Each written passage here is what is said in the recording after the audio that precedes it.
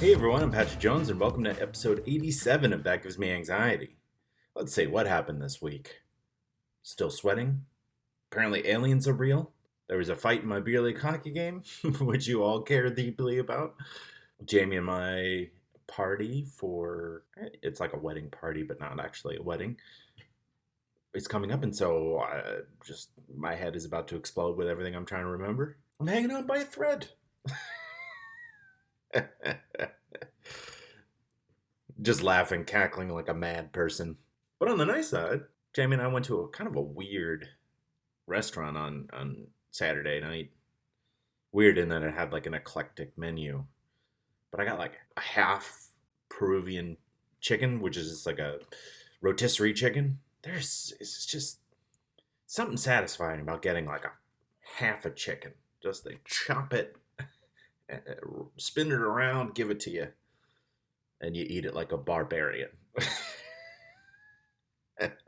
There's no clean way. I mean, I was using silverware. I didn't just like attack it like the Tasmanian devil, but at a certain point, you're breaking bones and eating the drumstick, and it's messy. It's just messy, but satisfying. You feel like a Neanderthal. And I'm sure people who saw me eat that would agree with you. I've got a great episode lined up, and I really mean it this time. I mean it every time, and I mean it this time too. Trading war stories about moving and like the anxiety that causes, and in so many different ways and forms, from like you feel out of your element to like the unknown to like the actual day of problems. And I spoke with Kyra Evans, who's a speaker and a mindfulness instructor, who's moved a few times during the pandemic, as of course I have as well. So yeah, it was fun to trade stories with Kyra and sort of relive that pain, but also have your pain feel seen. Everyone hates moving, but you just got to keep your eyes on the prize that there could be something better on the other side. Before I go to the interview with Kyra, I just want to remind you to rate and review the show on whatever platform you're listening to it on. I want to remind you can check the show out on Threads, Instagram, Twitter, Facebook, and YouTube. Threads is really thrown off, but I just had that normal Instagram, Facebook, Twitter, and YouTube. I don't know where Threads goes. I guess it should go right after Instagram. Instagram, Threads, Twitter, Facebook, and YouTube. That's a pretty good spot. If you want to make a donation to the show, you can through the link in the description it's called the Buy Me a Coffee link. Just a way to make a tip or a donation. Always appreciated. And don't forget my partnership with Pure Spectrum CBD, who offer the promo code AnxietyPod for 15% off your orders. So yeah, let's make our way and start chatting with Kyra about moving and all the wonderful anxiety, fear, worry, rumination, all of it. Plus the sweatiness of actually moving objects. As always, thank you so much for listening and enjoy.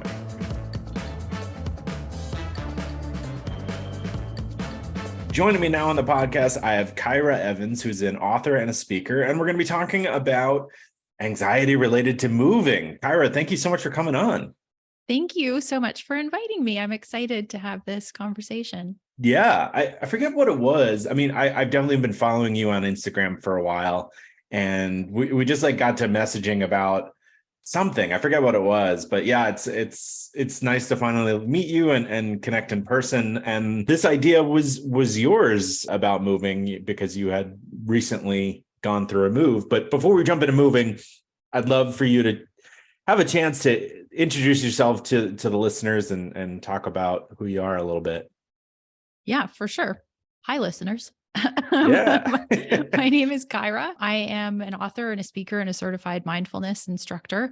My background is in content writing and copywriting. That's the world that I sort of come from.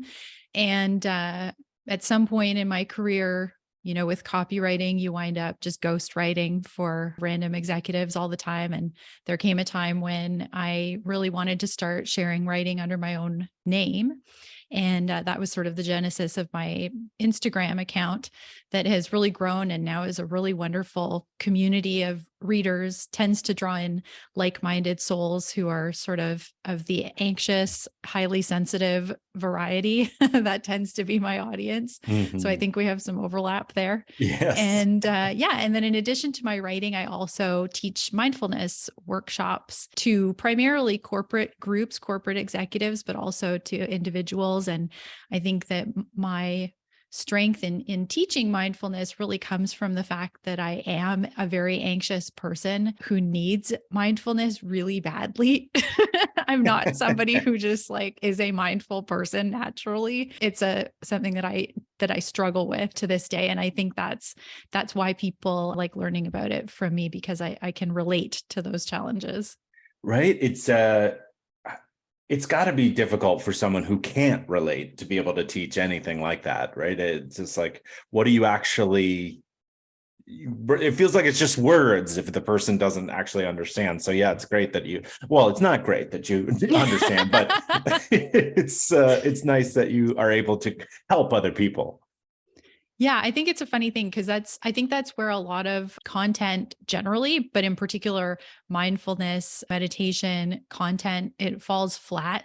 The teaching falls flat and it doesn't resonate with people, because if you have someone who's just a naturally mindful, calm person, and there are those people, right, that this skill set comes naturally to them, it's going to be really hard for them to explain how to practice mindfulness or how to meditate when you've got all kinds of intrusive thoughts or anxious feelings happening at the same time, right? So, yeah, I think it's valuable. It's more valuable to be able to teach it from a perspective of having to work really hard to learn it because you know what these people are going to be coming up against. Absolutely. It's like the example of like a star athlete coming to mind, then becoming a coach, just being Right. like, well, why don't you just go around to all Yeah. those other people and do what I'm capable of doing? Right. Yeah. This Just is like easy. throw What the do ball we, in the net. right. Just do that. And here's a Fine. few $1 million. Yeah. Exactly. Yeah. Well, you recently moved, so I'm curious to hear a little bit about the impetus and from where to where and yeah, just sort of setting the tone for this move. Yeah, for sure. So our family is somewhat itinerant. I sort of feel like we've been the sort of Goldilocks and the Three Bears story. We're just trying to, this place is too hot. This place is too cold. We're looking for Mhm. something that's just right in terms of climate, but more so in terms of just environment and a number of different factors. So we've moved around quite a bit trying to find a place that's going to be a good match for our family. So we've just recently moved as of last August 2022 to Vancouver Island in Canada, which is a little island off the west coast.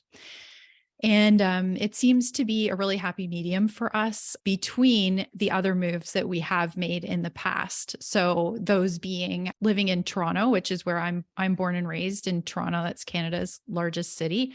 Very much an urban setting, sort of Canada's New York. I love it there. My husband was absolutely miserable. And so then we did the polar opposite and we left the city and we moved to a little cabin in the woods and took this massive leap of faith. I like to say that it's a leap of faith that went sideways because basically absolutely everything that could fall apart did Oh when we no. moved there. So this most recent move felt like an escape in many ways. Okay. Yeah, Just like running away screaming. Yeah, and I mean so far so good. Yeah. that's great. So is Vancouver Island, is it right near Vancouver? I'm sorry, I don't know if that's like obvious or not. Is that like a part of Vancouver? Yeah, so it's Vancouver is on the mainland, and Okay. then the island is like literally right across from Vancouver, but you do have to take a ferry or a seaplane or whatever in order to get to the island. Oh wow. That sounds lovely. That's a nice mix of, if you want to go into the city, but also you're blocked off. That's real nice. It is. Yeah, it's been really great because it's also we're living in a city again, so it's not as rural as where we were before when we were living in the cabin. So you have access to I have a teenager, Mhm. so they want to be around friends and be Yeah. able to go to a mall and have a normal sort of adolescence, walk home Mhm. from school. So that's been really, really nice. But yeah, we don't have the same sort of urban struggles with the crazy traffic and the air pollution and et cetera that my husband was sort of losing his mind over when we were living in Toronto. So it seems to be a good fit. Yeah, man. Well, we have pretty similar experience in that. So the move that I'm bringing to the table and for our discussion here is my fiance and I were living in New York. It's where we met. And we lived together for like 3-4 years. And part of that time was the pandemic, Mm. where we were living out of a 700 square foot apartment and living and working right on top of each other and just needed space, right? But even before that, my fiance is from Minnesota, and she also moved around a lot, like a bunch of spots in the South. And so she was always like overwhelmed by the city. And I was, but I wasn't. I don't know. I'm from that area. I'm from Long Island, and like kind of got used to the hustle and bustle, and I was sort of still enjoying it. But the pandemic was, we had to leave just because people were dying everywhere, and Yeah, geez. they were just we just needed room, right? So we moved down here to South Carolina, and now we're in our rural phase, kind of like your cabin. Like right now, I can see a bunch of alligators and No. yes, yeah. So we're on my office looks out on like state swampland, which is really Wow. fun. Yeah, We don't have alligators up here, so that sounds very exotic. right. It does. Except you can't swim in so many places Right, because true. Yeah. the rivers, you have to keep your head on a swivel. Right. Yeah. I guess that's pros and cons. Right. But it does get warm here, nice and early, which is also nice. So this move to Vancouver Island, did you feel, well, I guess, could you give us a sense of like what was going wrong in the cabin? Were like, issues with plumbing or heating or something like that? Yeah, I mean, all of you name it, all of the above. If you haven't, I'm a city girl, and so I didn't realize how much living rural, like it's a full-time job in itself, just like living. Mhm. And thankfully, I mean, I am not handy at all. Thankfully, I'm married to someone who is extremely handy.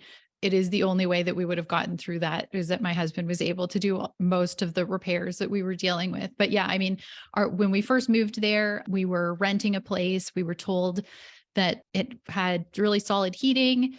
As it turned out, the heat source was just junk. Oh And no. so this is Canada, right? Northern Canada. It's like minus 40 degrees Celsius in the winter. And our house was only heating to 9 degrees Celsius. What? We had bought, so the sort of lead up to this is that in addition to the sort of ecological or climate challenges of living rurally, we had an added bonus of living in a place that really hates outsiders. And Fun. What a so nice wrinkle. Yeah. it was so fun.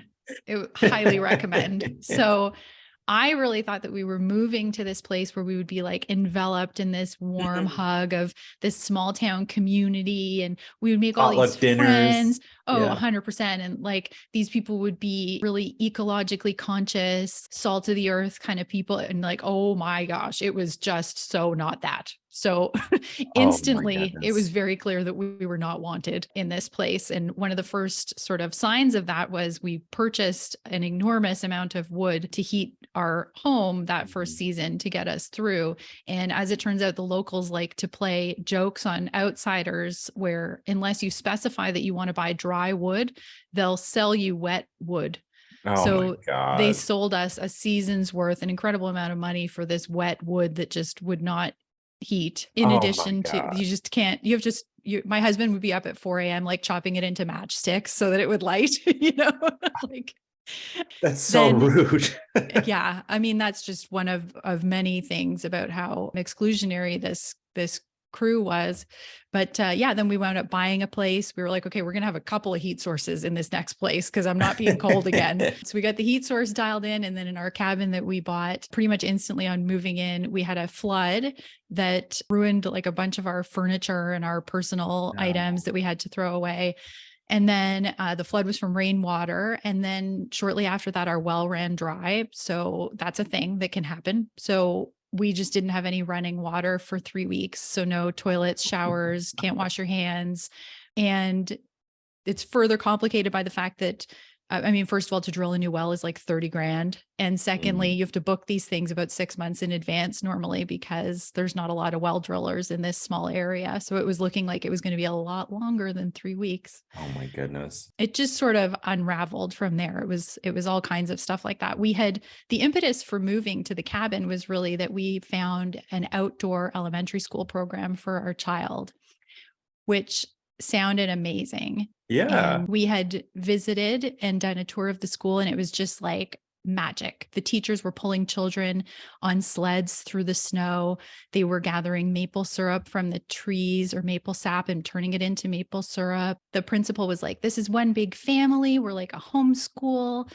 We were like, As an American, this is like what we think is happening in Canada. All the time in Canada. Yeah. It's just what Canada looks like for sure. And so it looked like that was exactly the picture postcard that this looked like. And we were like, done. Our child at the time was in a school that the classrooms are 35 kids. This was a school that was 40 kids total from pre-K to grade 8. Wow. So we were like, this is going to be amazing. And yeah, it absolutely was not. From the second that we got there, things really started to fall apart. And our child, unfortunately, was just being horrifically bullied. And we were just trying again and again, working with the school, hoping that we would be able to reach some middle ground, and it didn't. And so right in January 3rd of 2020, we pulled them out of the school and put them temporarily in a public school that was a much better match. And then the pandemic happened in March of 2020. So we're back out of school again. As it turns out, though, if you're going to ride out a pandemic, a cabin in the woods is like a pretty awesome place to do it. Perfect. Yeah. So that part worked out pretty well. It was never a problem for us to have personal space. Definitely in Canada, we had much lower rates generally of COVID, especially at the beginning. But in our small town, it was next to nothing. So that wound up being fantastic. But ultimately, we knew that it was not the right place for us. And so as the pandemic sort of petered out, we started making plans to move again. Nice. Well, thank you for sharing all that. My goodness, it's like reminds me of the movie. What's it? Tom Hanks. Oh, like Money Pit. Yes. Oh, sorry. Like where he, just nothing is going right, and nothing.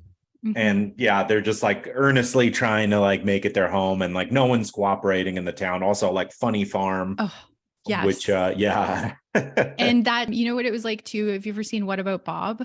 Oh, yeah. You know how the family the neighbors hate Richard Dreyfuss because he like owns the dream home or whatever. And they're always just like watching, judging. That's really what it was like.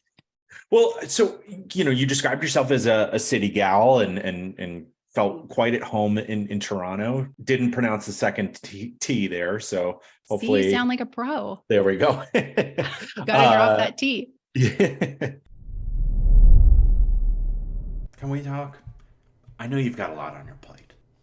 You've got work, you've got friends, you've got family, pets, you've got the people that you make small talk with at the coffee shop or gym.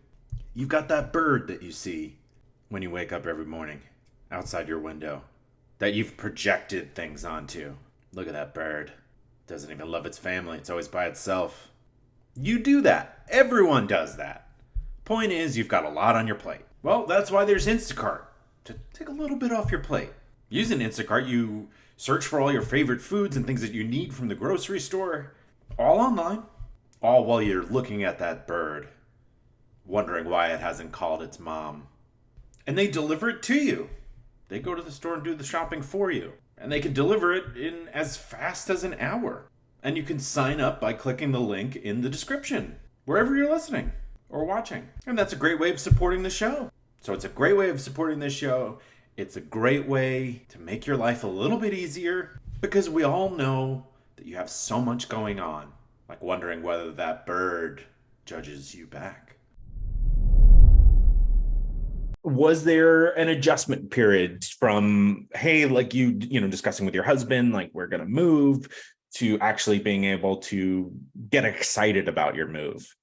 Yeah. So I think this is the interesting thing. The most interesting part of this was that initially, when we were leaving Toronto and going up north, we had just such rose-colored glasses about what this was going to look like. I certainly did. I had an idea in my head of what it was going to be, and I was moving for that idea.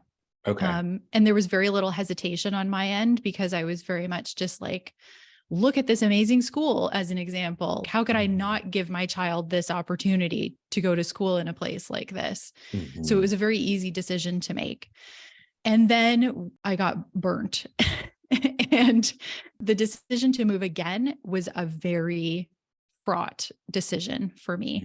My husband is a lot more of an adventurer than I am. And so he's like, this isn't working. Okay, let's try something else, And if that doesn't work, then we'll try something else. He's cool like that. And I am way, that right? Is, yeah. It's a talent. Tip of the cap to him on that. Yeah. That's wonderful. And I'm just like sweating and panicking and overthinking and crying, so that was not his favorite part of our move, having to like coach me through it. But it was a challenge because I was like, we're not only picking up and moving ourselves, we've got a kid with us who's had this horrible experience. And I will not be able to forgive myself if we move them once more and it's terrible again. Right. So to what extent can you try to mitigate? How deeply can we explore what the challenges might be? What details can we look at that we can try to guarantee success? And the unfortunate thing is that you can't, because moving is always uncertain and there's always going to be surprises, right? So the two moves were very, very different in that respect. Yeah. It sounds like your husband and my fiance have a lot in common. She's the same way, where what else is there? Like where else could we go? Like, where's the, and I'm like, we finally just got the internet that we like. Can we sit and watch some TV for a little bit? Like, I don't want to jump right back into another period of stress. Totally. And that makes me, that leads me to my next question, which is, moving is, for whatever reason that you are moving, it's this cloud of difficulty and anxiety and worry, and it produces overthinking. Do you have any tips or maybe like how you were able, or how you're able to handle those periods? Yeah, for sure. I think there's a few things that I learned, and they're surprising, actually. What I realized in hindsight or in retrospect is that the choice to move from Toronto to our cabin was one.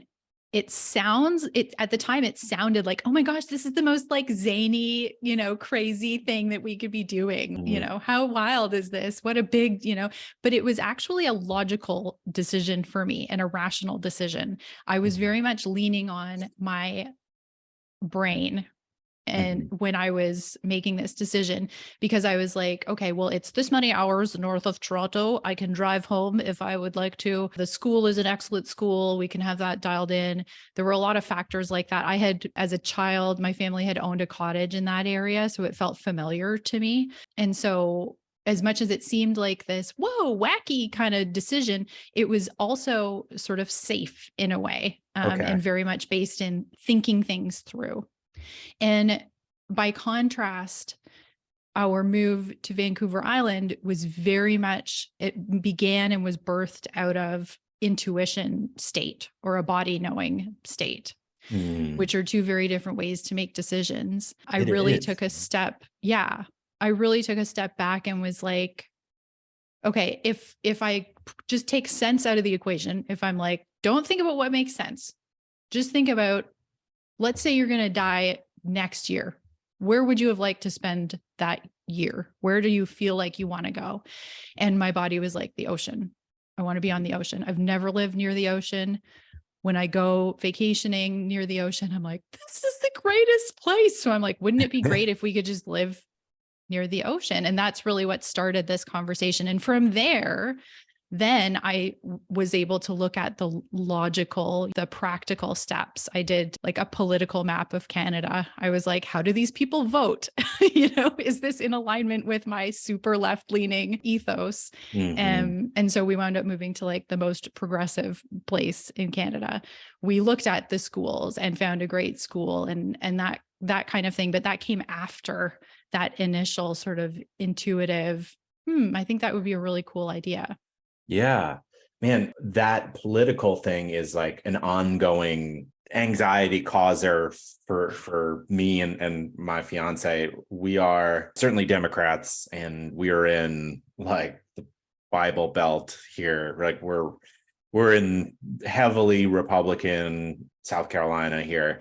But then like thinking back to the move and the reason why we moved was like just going back to the pandemic, and I was so like depressed and strung out that like I was so numb. Like I can't stress that enough to people listening. Like I couldn't express joy. I couldn't laugh. Like Aww. I tried to do everything that we as a family needed. So like if we get into the grocery store, I was going and letting Jamie staying home, like doing laundry in New York City. I was going and letting her stay just to like try to keep her safe.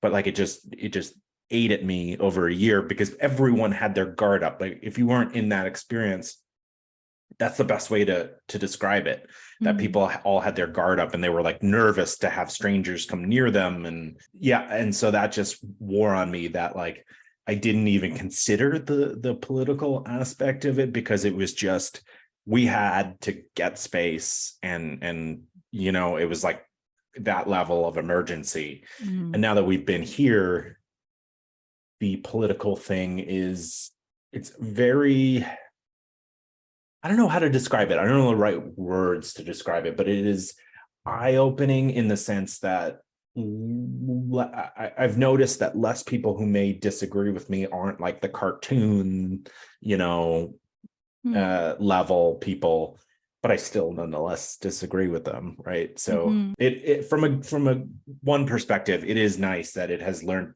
I have learned to get better at not completely shutting people out that completely disagree with me. There are some things that I would say are deal breakers, right? So I have those like lines in the sand that like, if you're on the other side of that, like there's nothing that we're going to talk about. But if there's someone who has like an actual ability to calmly discuss things, I can do that. And it's a skill I've gotten better at. But yeah, it certainly was nicer being around people who agreed with me. Yeah, I know. I feel your pain. And that's very much what we were living in the rural area. And it was very apparent when we first got there. And then the pandemic just charged everything and put everybody in very separate poles. And there were a lot of people there was a lot of just racism and homophobia and awful stuff that came out at that time. And it's like, what they say, what's down in the well comes up in the bucket. Like it was always there. It's just now we're seeing it firsthand. And I think that if you're a sensitive person like I am, it's really hard to be living in a community where you feel so different in terms of just how you view the world. And like in a just super woo-woo sense that's difficult to explain. But it was like, for me, I felt like the whole place was just like on this frequency of fear the whole time. And I don't mean, they would probably say that we were on a frequency of fear because we were wearing masks or, getting vaccines or whatever. I'm not talking about that. I'm talking about people who are so afraid of change and afraid of widening their perspective that they wind up hating people that they don't even know anything about. Yep. And that was really difficult for me to be living in. And I think it did lead to some numbness as well and some challenges for me, certainly in terms of now where we're living. I'm very like hyper vigilant, or I'm, people are really nice where we're living right now. And I'm like just questioning their motives. I'm like, why are you being so nice to me right now? Like, what are you trying to get out of this? And I think that you're 100% right. And I've thought a lot about this, that we don't want to be a society where everybody just lives in pockets where they only interact with people who think and feel the same way that they do. That's not healthy either. But for me, like I'm the parent of a queer child, and we got to plant this kid somewhere where they're going to be accepted and where they're going to feel confident and strong and have other people like them. And that's like a health decision. That's not even like an Yeah, ethical decision, of right? course. Yeah. I mean, how many stories do you hear about queer people that grow up and are like, I didn't have anyone that like looked like me or understood my experience in my small town, right? It's completely different when you have kids, regardless of who they are, but especially like a kid who is queer and just, yeah, I'm sure they're thriving in a non-small minded community versus yeah, where they were. Yeah, absolutely. And I think even like of their generation, like this Gen Z group, they tend to be far more progressive than older generations, like millennials Oh, for sure. included, right? So even where we were living, they would have been able to find pockets of people who were open, to them and accepting. But the fact is that we had already dealt with so many teachers who had horrible biases, and the older generation is really problematic. And by contrast, where we're living now, like every classroom in the school has a trans welcome sign or like a LGBTQIA plus flag, or like, this is a safe space. They're very much walking the talk, which is very different and a huge relief. Yeah, yeah, I mean, I can only imagine. I mean, I don't say this to like terrify you, but it's down here. I've recently seen there was someone on like a school council here that talked about if they found out that one of the teachers at their kid's school was trans, they'd show up at their house with a gun. And it's Oh like, my gosh. right, it's just so, yes, like stories like that. It's like I don't know how long we can stay here, but I don't know. It's also like I don't want to leave. It's a beautiful part of our country, and it's like why do the racists get it? Why do the Totally. right? So I'm kind of feel like I'm planting a flag a little bit too in that sense, because there's certainly people who are progressive here. They're just a little bit more silent because they're nervous about confessing Yeah. that to someone who may yell at them Come to their or house with a gun. that, right, exactly that. Yeah, when someone says something like that, I'm going to believe that they're capable of doing that. 100%.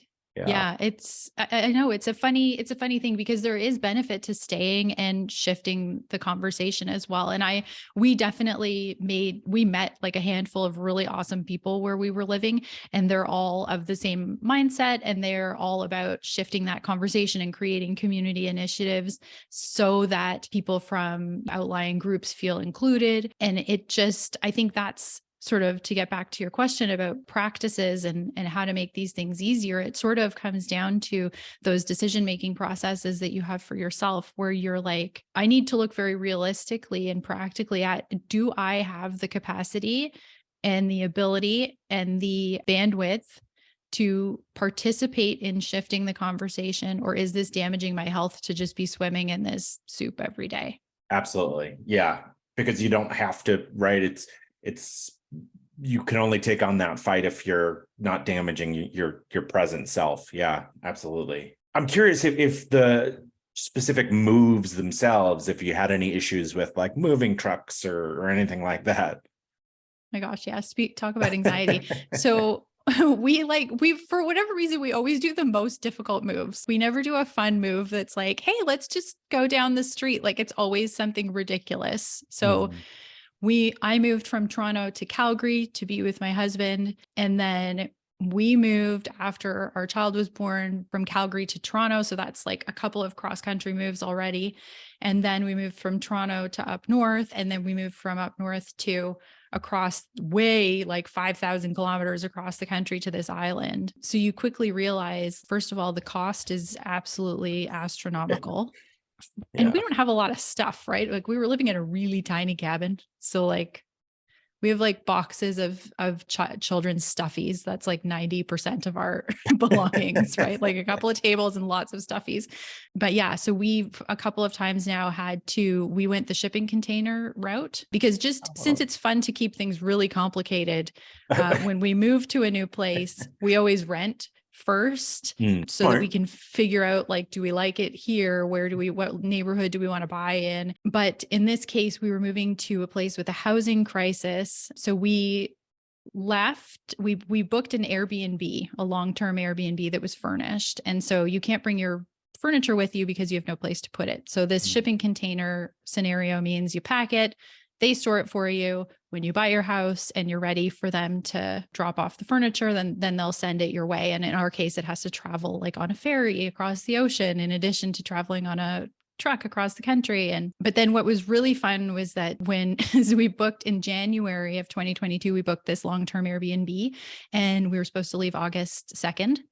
And July 30th, we got a message saying that this long-term Airbnb actually was canceling our subsequent months. And so we only had 1 month of housing in our new place. And from there, we would have to find another place to live in this notoriously difficult housing market. Oh God, yeah. It was a real treat. So we sort of arrived and had to hit the ground running and try to find a place to live in the interim before we wound up buying. And all the while with our belongings sort of in flux. And it's a whole other thing with anxiety too, where living in a long-term Airbnb, using somebody else's furniture, my clothes are in someone else's dresser. This is not my bath mat. I have like I'm like, who showered with this shower curtain? What was their hygiene like? There's just like a lot of question marks. Yeah, there's no ownership of it. Yeah. Yeah. So I found that to be really, I was surprised by how anxious it made me, not being separated from my belongings, the few that I had, right? You sort of think of yourself as being like, well, I'm an evolved person. I don't really need things. The trappings don't represent me. Yeah. Of course they do. Yes. 100%.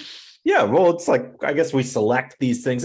It's also, I feel like whenever my office is messy or the house is messy, right? For an example, that adds to my anxiety, right? It's just like the clutter and things aren't organized and put where they need to be. There's a certain like ease with being able to walk into a kitchen and know where the knives are, right? Totally. You know, that's like getting used to things. And a big part of moving and why it is so stressful, it's like your world shrinks a little bit once you've moved, because you're using your brain to perform simple tasks. You know what I mean? 100%. Yeah. You're trying to figure out what's the fastest way to the grocery store. Do I like this grocery store or that grocery store? Right. I was thinking to myself after, like, so we got here, we had the one place, then we had to go to the next place, and then we finally bought our house. So we've been in like 3 separate dwellings just since we got here. And it is very disorienting. I was thinking to myself, like, there has to be some kind of a math equation where it's like, you feel at home once you open your kitchen cupboards 54 times. You know what I mean? Like, you reach for your own mug 68 times and then you feel at home, because it feels like up until that point, up until you reach that threshold, you're not quite settled yet. Mm-hmm. No, you're definitely not. Yeah. Oh man, that sounds crazy. That's a lot going on. Can we talk? I know you've got a lot on your plate. You've got work, you've got friends, you've got family, pets, you've got the people that you make small talk with at the coffee shop or gym.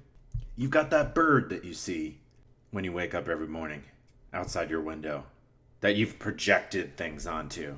Look at that bird. Doesn't even love its family. It's always by itself. You do that. Everyone does that. Point is, you've got a lot on your plate. Well, that's why there's Instacart, to take a little bit off your plate. Using Instacart, you search for all your favorite foods and things that you need from the grocery store, all online, all while you're looking at that bird, wondering why it hasn't called its mom. And they deliver it to you. They go to the store and do the shopping for you. And they can deliver it in as fast as an hour. And you can sign up by clicking the link in the description, wherever you're listening or watching. And that's a great way of supporting the show. So it's a great way of supporting this show. It's a great way to make your life a little bit easier. Because we all know that you have so much going on, like wondering whether that bird judges you back. So, in my case, coming down here to South Carolina, U-Haul had a rule. There was too many people leaving New York City, so you could only get a moving truck of a certain size, and you couldn't get any add-ons.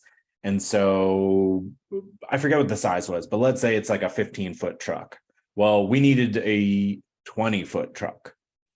And like I said, like they wouldn't let me have it. They wouldn't let me have a bigger size because they were just losing too many, and they needed a certain amount within New York City to allow people to move around.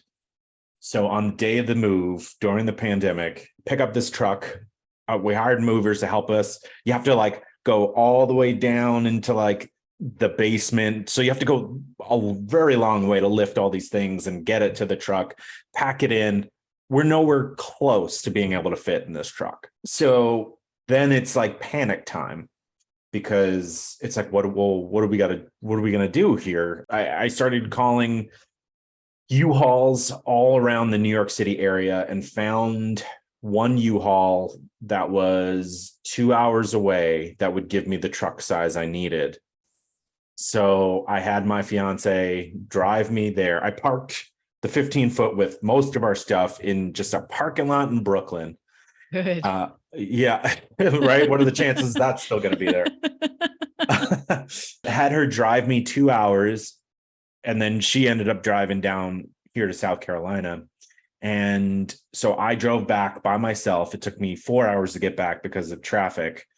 And meanwhile, I was like texting everyone I knew to be like, can I get some help packing this, taking everything out of the one truck, putting it in the new truck, and getting the rest of the stuff. And thankfully, my cousin is a New York City fireman, and he grabbed a few fireman buddies. Oh, that's nice. It was just like I owe that cousin and these people such a level of, I've never been this stressed in my life. I started the move at 6 o'clock in the morning. I left New York City at 10 p.m. and I had been hustling the whole day. Yeah. But thankfully, once we got down here, my anxiety like started to settle in a little bit and started to regain the ability to laugh, which was nice. Then it became funny once it was over. Oh yeah. Yeah. Just and I missed out. I booked we were gonna split up the trip, and I booked an Airbnb at like a horse farm in Virginia. So it was just like, yeah. So my dog and my fiance were able to like have this like magical night. Meanwhile, I'm like driving across bridges with this panicked. Yeah. Energy drink addled brain. Yeah, totally. Oh. Yeah. But thankfully seems like there's always something like that. Like no matter how much you plan it, the universe is always just like, not so fast. Right. Absolutely. And that's like one of the things that you just get this like anticipatory anxiety, right? Like something is gonna like, and I need to be ready to jump on it and tackle it immediately and get it done. That makes moving so hard. Yeah. So here's a question for you, because I find that is the biggest thing that I'm dealing with right now, that I'm struggling with. The biggest challenge that I have is that anticipatory waiting for the other shoe to drop. And when the other shoe has dropped so many times, it's hard to not look at the fact that the other shoe could drop, right? So how do you deal with that in situations like what we're discussing? I would say doing the things that I know will help me feel good, right? So drinking less, making sure I'm eating well and limiting, junk food, and exercising a certain amount and doing yoga. Just like if you are able to carve out a little bit of time for yourself in that way, I found that brings my better self to meet those challenges, right? Because if you're not feeling well because you gained a few extra pounds, it certainly happens. It's an easy thing to do, but I think when you're feeling fit, you're feeling good about yourself, you're able to tackle those things. And that's sort of those things are sacred to me to help me with those moments. What about you? Yeah. Is that what are your tricks? Yeah, I think that's a really good point, just to take it back to basics. I talk a lot about physical comfort in that same respect. When the mind is anxious, I think give the body comfort. So for me, it's like pants with an elastic waist. It's like a cup of tea. It's sitting under a blanket. It's taking a bath. Those are the things that I just sort of have to like hang on to during those times to make sure that I have some semblance of sanity still. Those things are Um, sacred. Yeah. Whatever it is they are. for the person. Yeah, that's awesome. From there, then mindfulness can be helpful in those times too, because mindfulness is really about coming back to the facts of any given situation and separating those from the story that you're making up in your head, Mm. basically. So I might be completely in my head and way overthinking some complicated scenario that I've made up that I think is for sure going to happen. And I sort of take it back and go like, what do I know in this moment right now? Okay. What I know is I am a woman standing in a house wearing pants. Like I dial it way back Hmm. and I'm like, that's all that's happening right now in this Hmm. exact moment. I'm just a person wearing pants, you know, Yeah. just standing here. Nothing much else than that is happening other than what's crazy thing is taking place inside my brain. So that's sort of Mhm. where I try to come at it from. But I mean, this is a lot of what I write about because this is a daily challenge for me. Mhm. I'm just that overthinking, worried kind of personality. Yeah. Oh man, I'm sorry. I definitely know what that's like. And it's just like you just want to break free of that. And it's not always easy to get out of. No, that's right. But I think that we have the benefit of the fact that people are talking about this kind of Hmm. thing now. I don't think I even realized that this was really my personality and still until I started hearing other people talking about it and going like, "Oh, that sounds like me." Hmm. That really that makes a lot of sense. And so that's where I really try to take it with my writing. And I'm very fortunate that I have a lot of people reach out to me and say, like, oh my gosh, how did you peel that out of my brain today? It's so funny. That's exactly how I'm feeling. And I think it's a good thing that people can come together on that and recognize that we're not actually alone at all, far from it. Absolutely. Yeah. There's so much to be gained by seeing ourselves in someone else. So I do want to ask you, we have a few minutes here. I did want to ask you about your mindfulness work, and just to set a baseline for someone who's heard of mindfulness or may not know exactly like what it means or how it can help them. Could you provide like a little definition or what it might look like? Yeah, for sure. So mindfulness, a lot of people think is the same thing as meditation, but they're two totally separate things. We can practice mindfulness while we're meditating, but we don't need to be meditating to practice mindfulness. Okay. So this is why it's a really great match for anxious people, for busy corporate executives like I teach, for people who have trouble sitting still, who would be like, I could never meditate, because you can practice mindfulness while you're driving your car or while you're out for a jog, because all that it is really just present moment awareness and Hmm. just looking at, as I said, separating out what is the story that I'm telling myself about the moment that I'm in versus what is actually the moment that I'm in. That's sort of, it's that gap between those two. That's where suffering lives. So Hmm. we can talk about the idea that like pain in this life is inevitable, pain happens, but suffering is something that we sort of can choose whether or not we want to participate in that. And that's really what mindfulness helps to distinguish, is to try to ease some of the suffering that happens when we do encounter a painful moment. Well, yeah, man, that sounds wonderful. And so if someone wanted to work with you, you do these corporate trainings, but do you do also like one-on-one with people or groups of people like that? Yeah, so I do one-on-one or small groups or Mhm. large like keynotes and workshops as well. It just depends on what people are looking for, really. Awesome. Well, how can people get a hold of you if they wanted to either reach out to you or work with you in a mindfulness, I don't know what the right word, clinic or session? Yeah. Yeah, or workshop for sure. Well, I'd love if people could follow me on Instagram or TikTok. I'm at Kyra_Evans_writer on both of those. You can also visit KyraEvans.com, and there's more information on both of those about my mindfulness sessions. I've also just started a Substack that I'm super excited about. Instagram, that character limit can be like a real bummer.